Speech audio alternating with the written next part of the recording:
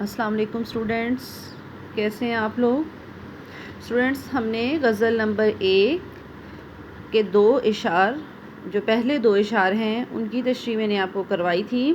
اب چلتی ہوں شعر نمبر 3 کی طرف۔ میں درماندہ اس بارگاہ عطا کا، گناہ گار ہوں ایک خطا ہو گئی ہے۔ درماندہ قافلے سے بچھڑا ہوا، جدا ہوا۔ بارگاہ عطا اللہ تعالیٰ کا دربار، لفظی معنی ہے جہاں سے کچھ ملتا ہو، ٹھیک ہے، عطا کرنے والا دربار یعنی جہاں سے کچھ ہمیں ملتا ہو۔ گناہ گار، گناہ کرنے والا، خطا غلطی، ٹھیک ہے۔ شاعر نے اس شعر میں حضرت آدم علیہ السلام کہ جنت سے نکالے جانے والے واقعے کی طرف اشارہ کیا ہے کہ جب اللہ تعالیٰ نے حضرت آدم علیہ السلام کو پیدا کیا تو انہیں جنت میں بھیج دیا اور کہا جو چیز چاہو یہاں سے کھاؤ پیو، لیکن خبردار اس درخت کے قریب مت جانا۔ مراد یہ کہ اس درخت کا پھل نہ کھانا، لیکن شیطان نے حضرت آدم علیہ السلام کو ورغلا دیا اور دھوکے سے منع کیے گئے درخت کا پھل کھانے پر مجبور کیا، اور اس طرح حضرت آدم علیہ السلام نے اس درخت کا پھل کھا لیا اور اللہ تعالیٰ کے حکم کی حکم عدولی کی، جس کی پاداش میں انہیں جنت سے نکلنا پڑا۔ تو شاعر کہتا ہے کہ میں یعنی آدم اللہ تعالیٰ کے دربار سے بچھڑا ہوا ہوں، ایک غلطی ہو گئی تھی، یعنی غلطی سے منع کیے گئے درخت کا پھل کھا لیا تھا، جس کی وجہ سے گناہ گار بن گیا۔ میں اس غلطی کی تلافی کر کے اللہ تعالیٰ کے حکم پر چل کر اسی مقام پر پہنچنا چاہتا ہوں، اور وہی میرا اصل مقام ہے۔ آگے شعر ہے، تیرے رتبہ دانے محبت کی حالت تیرے شوق میں کیا سے کیا ہو گئی ہے۔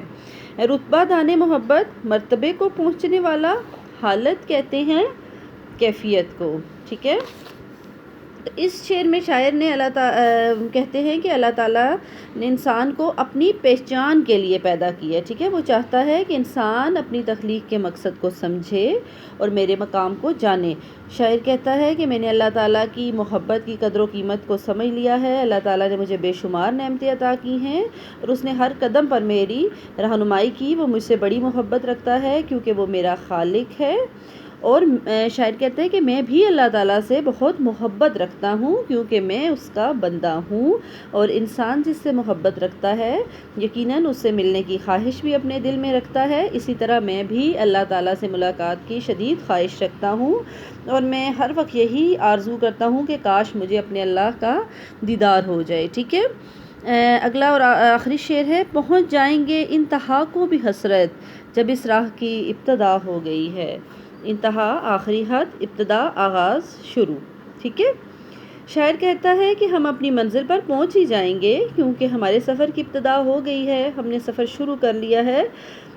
اس شعر میں بچوں جو شاعر ہے نا، اس نے انسانی زندگی کا ایک فلسفہ بیان کیا ہے کہ کہتا ہے کہ جب انسان اس دنیا میں آتا ہے تو اس کے ساتھ ہی اس کی واپسی کا سفر بھی شروع ہو جاتا ہے، کیونکہ جو انسان اس دنیا میں آیا ہے اس نے واپس بھی جانا ہے۔ موت برحق ہے، کسی نے جلد تو کسی نے بادیر آخر کار اس دنیا سے جانا ہی ہے۔ کسی شاعر نے اسی کے بارے میں خوب کہا ہے، آتے ہوئے اذاں ہوئی جاتے ہوئے نماز، آتے ہوئے اذاں ہوئی جاتے ہوئے نماز، اتنے قلیل وقت میں آئے چلے گئے۔